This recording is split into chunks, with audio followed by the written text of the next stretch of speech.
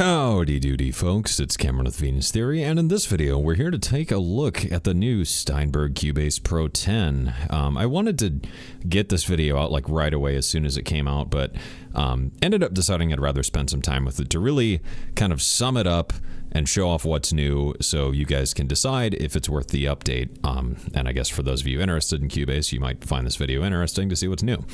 So Cubase Pro 10, it was $100 upgrade from Cubase Pro 9.5, and I want to start this video off with kind of a what the hell, because for $100 I didn't really see this as a $100 update. So I'm hoping Steinberg maybe has some other stuff rolling out and that's why it was $100, like maybe stuff that wasn't ready at launch. But if not, then that is kind of disappointing because this was a pretty expensive upgrade for not really a whole lot of like crazy stuff for kind of day-to-day usage.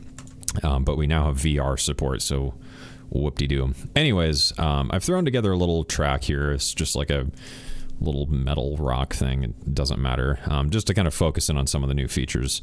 So let's start things off by saying most of this update was just a GUI type of thing. So if I open up the channel strip, if you've used Cubase before, you'll know what this is. Things look pretty different. The channel strip has lots of it's all the same stuff.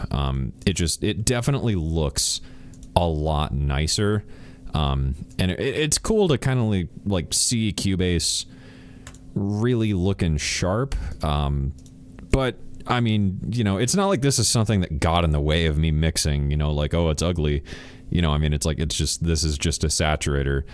It looks different, but it does the exact same thing. So, I mean, that's a lot of the update here is just things look different. A lot of the plugins, a lot of the native plugins like distortion got a really massive overhaul to the UI. And you also get this cool new little picture feature. So let's talk about some of the included stuff here and we'll kind of go over that. So over in your media tab, there's a couple updates. We get VST instruments and some other new stuff. VST instruments, this is kind of cool because now there's little pictures here in case you want that. So Synthmaster 2 here, for instance, it doesn't have a picture. So you can actually take your own with that little snapshot icon. And you can actually drag stuff in, which I was going to talk about here in a moment. So I don't have a picture of this, but right now I could just take this picture and there it is. So that's what Synthmaster 2 looks like. So that's kind of neat. And I do kind of like the drag functionality of that, but again, it's not really something that like was making or breaking my mixes, you know what I mean? So effects, same thing, air windows. Well, let's grab something else. Hornet channel strip. So I could drag this right onto this track, which is kind of cool. So this one doesn't have a picture. Take a picture of that. Now I got a little picture. Yeet. So that's kind of one of the cool new-ish things. One of the main things that's really, really cool, though, is a lot of loops and samples now. There's 5 gigabytes of new sounds, which is awesome. There's analog techno, which has just tons of really, really cool stuff. Blockbuster has some nice cinematic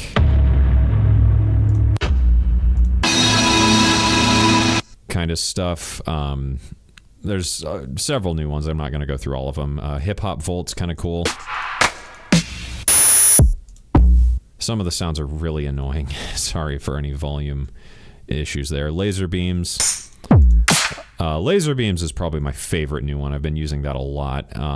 Mystic Spaces is kind of fun.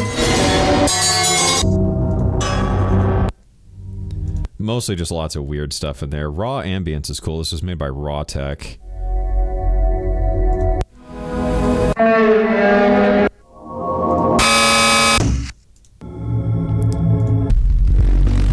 Lots of really cool like bass lines and drums and things like that. So that's a really, really cool one that I'm going to try and utilize more. And Soul Assembly, if you're into kind of like beats and stuff. Really excellent library for that. I had a lot of fun with this, just kind of throwing samples in Groove Agent and just kind of making some like old boom bap style stuff. But that's a lot of the new samples. Really, really high quality all around. One of the other cool things is this guy here. So Groove Agent, this is SE5 now. Not really too many new features in like the SE one, so whatever. But we get this new kit. It's called The Kit, and it sounds really, really good. This is all mixed right now, but I'll just play you a little something.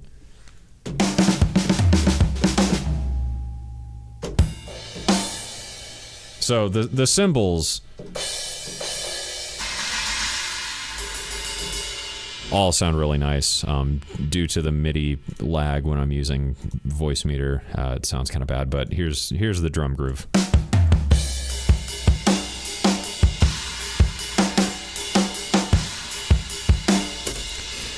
So that's about it, at least that I noticed. And then we get one new plugin here called Destroyer. I'll go ahead and show that off. So Destroyer is kind of just a new distortion thing. It's got a couple cool features. And in reading and in testing, I believe this is actually like the exact same thing as Logic's clip distortion. So I'm going to loop this little guitar part here and kind of show that. So we get boost, drive, oversampling. I believe this is 2 times, maybe 4 times. I'm not totally sure. DC filter, always handy. Output, spatial, mix, shelf frequency, and a shelf, tone, and that's pretty much it. And then you can offset things, which is kind of nice to create some kind of like asymmetrical thingies going on. So let's go ahead and just demo the sound of this guy on this little guitar loop. So this is what it sounds like.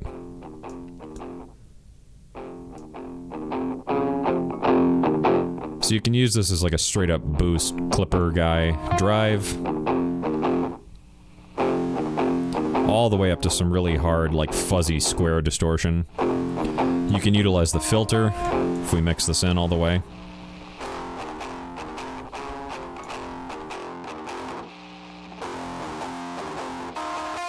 Which can be really powerful, especially on stuff like 808s. You know, we could filter this and use the shelf to create some really kind of nice, fizzy, high-end stuff going on. Spatial, just kind of widens it out. This is panned, so it's not really going to be heard right now. But anyways, that's the new plugin. Kind of neat. I've enjoyed it.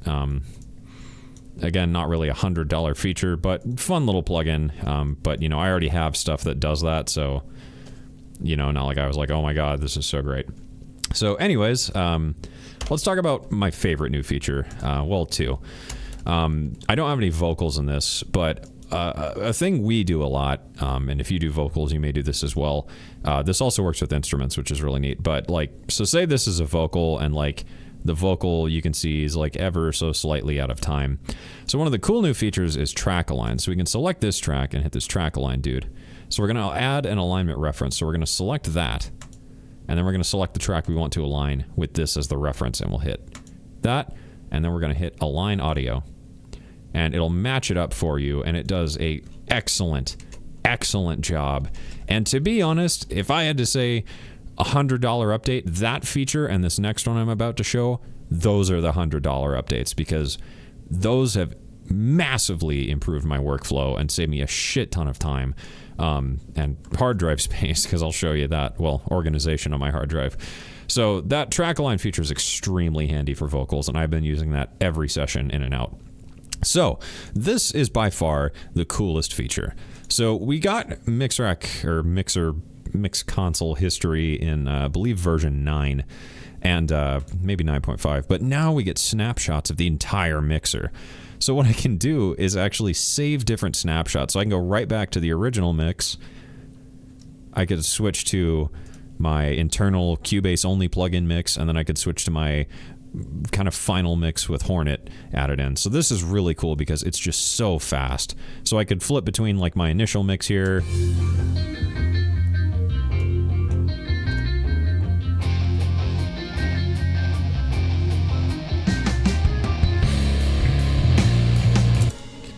And then right away, I could flip back to this one. So this is my Cubase only plugins mix / master.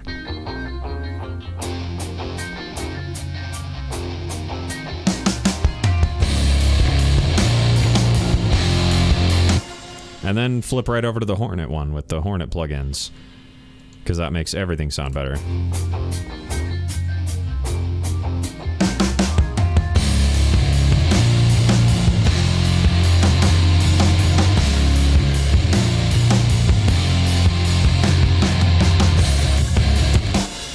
So not the greatest mix ever, but I mean, I just did this for the sake of demonstrating this. But if you're a Cubase user and you've got the money to spare and, like you do stuff with vocals and, you do a lot of mix work, those two updates, the track align and the mix snapshots, totally worth it. And those are pretty much why I upgraded, because those are so handy, because I can save, I believe it's like up to 10 or 12 snapshots, something like that. So, instead of having to save like this as like rock mix version 1 and then rock mix version 2, rock mix vocals out, rock mix final master, rock mix final 2, rock mix final for real this time 3, and so on and so forth. I can have that all within one project and then A/B my changes of the mix instantly. So instead of having to open up a whole other project, I could just step back to my other mix and go, okay, did I actually make a valid improvement on this mix? So I know this was kind of a shorter thing, but I just wanted to get this out there for all my Cubase pals. Like I said, overall, I would give this update like a 7 out of 10. Those missing points being price, pretty much the big detraction there. I mean, I got to take away a good chunk of points for that. But that being said, the track align and mix snapshot feature, instant 10 out of 10, because like I don't know why you wouldn't want that. It just makes life so much easier. So good job, Steinberg, on that front. I do hope there are more things behind the scenes that we're going to see as future updates are rolled out. Outside of that, you get new support for 32-bit floating and 64-bit floating wave audio, which is totally dope. It's been really nice for like sound design stuff, just to bounce between sessions and have a really high quality file. But otherwise, that's pretty much it in the day-to-day differences. Is track align, it looks a bit nicer, mixer snapshots. So that is it for this video, guys. Thank you for watching. I hope you enjoyed this, and I will see you guys again soon.